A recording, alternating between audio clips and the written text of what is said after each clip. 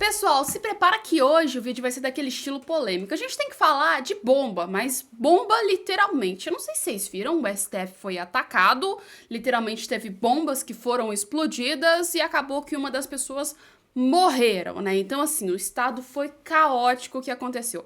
Mas a pior parte nem foi aí as bombas jogadas, os atentados, mas sim a proporção que isso tomou agora. Literalmente, o negócio aconteceu uma coisa de um jeito e agora tem gente até ligando o Bolsonaro a isso. O negócio tomou uma proporção estrondosa.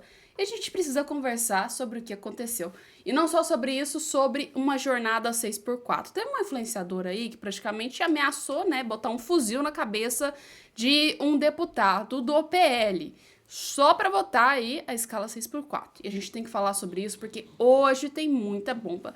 Feliz feriado para vocês. Hoje é a proclamação da República. Era um feriado que a gente devia se orgulhar, mas na verdade dá vergonha pelo estado que o Brasil tá. Então, bora falar sobre política, que hoje a situação tá completamente caótica. Bem, o que acontece? A gente teve agora um cara que chegou no STF com bombas e acabou aí disparando elas. Que história é essa? Que história é essa, gente? O que acontece, né? O Francisco Walderley, que é, no caso, o cara que fez esse atentado, ele praticamente arquitetou tudo, planejou tudo, alugou até mesmo apartamento e fez um plano para chegar e atacar o STF. Mas não só o STF, em específico o Alexandre de Moraes, como as próprias notícias e a esposa dele, no caso a ex-esposa, virou e falou que era isso. O intuito dele era chegar lá, atacar Alexandre de Moraes e vocês sabem fazer exatamente o quê? Explodir tudo. E o próprio depoimento da esposa, ex-esposa no caso, comprovou isso. A primeira vez que ele foi para o Brasil, isso há 1 ano, 2 anos atrás, foi no ano que o Lula entrou ali, faz 2 anos, ele foi para lá, ele ficou 2 meses lá. E voltou e ficou aqui, e faz agora 3 meses que ele foi para lá de novo, 3 para 4 meses. Porque como o nosso e-mail era tudo mesmo, qualquer coisa que ele fizer, fazia. Eu sabia onde é que ele estava. Ele dizia pra mim que ele estava em Minas Gerais, não sei aonde. Por que ele estava fazendo isso? Ele estava lá porque acusavam ali que ele tinha pesquisado, sabe? Parece que eu vou ver. Ele falou muita coisa. Não, mas fala aí, não, assim, do fato em si. Ele falava que ia matar gente, que ia se matar. Alexandre de Moraes. Sim, mas só o Alexandre de Moraes ou... E quem estivesse perto naquela hora. Ele falou que mataria, ele se mataria. E tu acha que ontem deu errado porque ele foi sozinho? Não, deu errado não. Deu certo? Não. Descobriram o que ele ia fazer e ele foi obrigado a se matar. Porque imagina, ele é muito pequeno perto de todo um sistema, de toda uma coisa. Ele é uma única pessoa tentando burlar um sistema todo corrompido para chegar perto de alguém que vai. Então isso virou meio que uma obsessão dele. Sim, tanto que ele me deixou quase louco. Quase louco. Todo mundo aqui na rua de cidade, tu vai ficar louco, porque só falava de política. Então ele não se mataria, porque ele jamais tiraria a vida dele, a não ser que ele tivesse cumprido o objetivo dele. Isso aí eu sabia. Então se ele morreu em vão, não lembrou ninguém, é porque descobriram o que ele ia fazer. Aí aconteceu isso, né? E quando foram vasculhar, né, o trailer, no caso, do autor, encontraram ainda, pra piorar a situação, um boné do Bolsonaro com o slogan do Bolsonaro. Vocês podem ver, tá uma bagunça o trailer, obviamente. Mas se vocês olharem aqui no canto, no meio dessa bagunça, vocês vão ver um boné aí com o slogan do Bolsonaro. Mas agora vamos falar sério do que tá acontecendo. Encontrou esse slogan, obviamente a gente já sabia que ele era um cara que era de direita só pelo fato de ter sido candidato do PL e fora isso que aconteceu, que encontraram esse boné, já dava pra ter uma noção que ele é uma pessoa que não era de esquerda. Porém, sua história tem um problema muito grande. Porque assim, ele só chegou na Praça dos Três Poderes, perto da estátua. Chegar aonde ficam os ministros do STF é uma das coisas mais difíceis do mundo. O próprio secretário executivo da SSP, gente, já disse isso, que lá é um dos lugares mais seguros. O polo aqui da Esplanada, ele é um dos mais rígidos do país. Eu acho que não tem lugar no Brasil que seja mais seguro do que a Esplanada. Mas assim, tudo que é organizado, a inteligência ela consegue captar, ela consegue visualizar.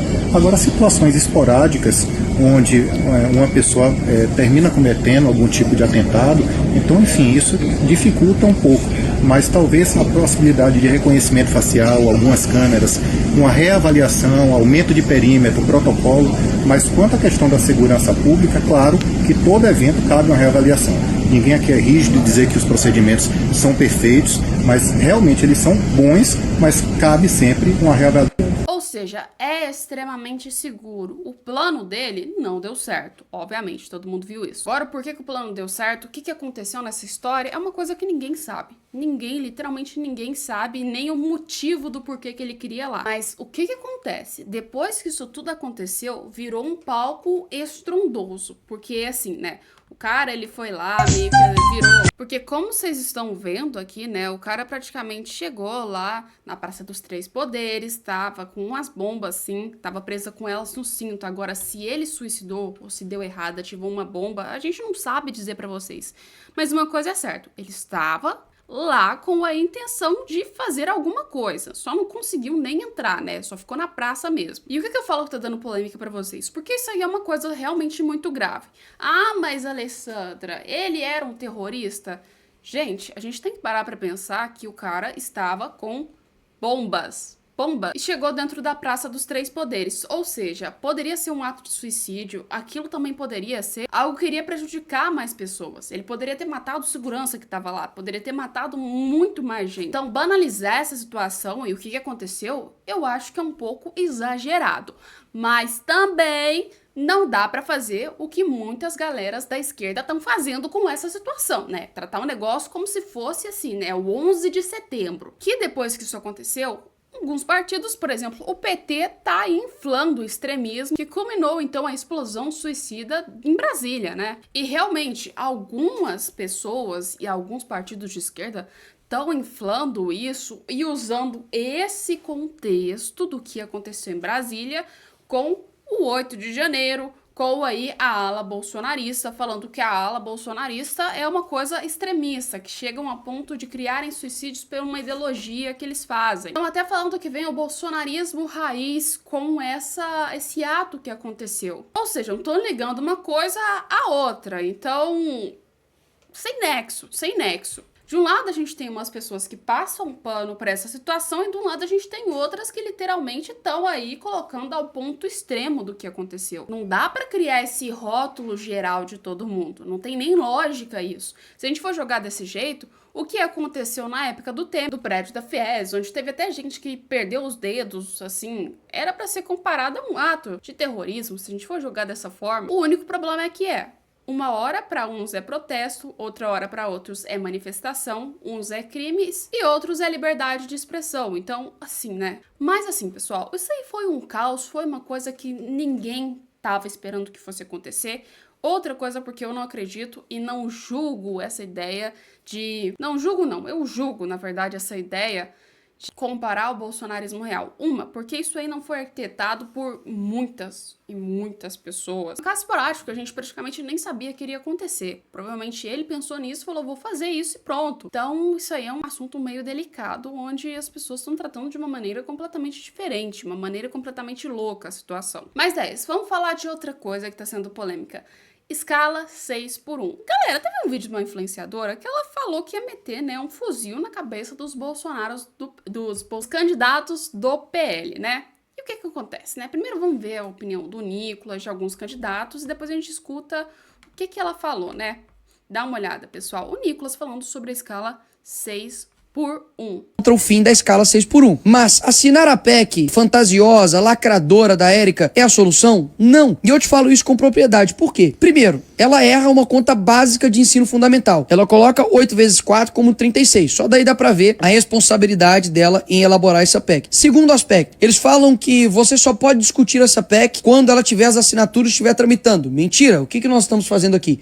Discutindo essa PEC. Eu trato esse projeto da mesma forma como eu trato qualquer outro que que passa ali na Câmara onde é o meu trabalho. Com responsabilidade, sem populismo e com coragem. Eu não sou contra o fim da escala 6x1. Mas assinar a PEC fantasiosa, lacradora da Érica é a solução? O que acontece? A história não é ruim. A história é boa pra ter uma PEC onde a gente reduz a carga horária das pessoas, né? Mas, assim, precisa ter com um básico, assim, de consciência de que isso vai impactar a inflação, vai impactar a economia e a vida mesmo dessas pessoas. Coisa que, assim, a esquerda tá camuflando, fingindo que ninguém vai ver pra querer resolver os seus problemas pessoais. Seja pra mascarar os seus problemas, né, que ela não consegue resolver por incompetência. E essa escala praticamente é o plano perfeito para isso e principalmente para conseguir o voto. Só que ninguém tá pensando, né, nos efeitos colaterais que vai acontecer depois a longo prazo dessa situação. A esquerda só quer o básico. Tem uma influenciadora que ela publicou uns vídeos nas redes sociais falando sobre essa PEC,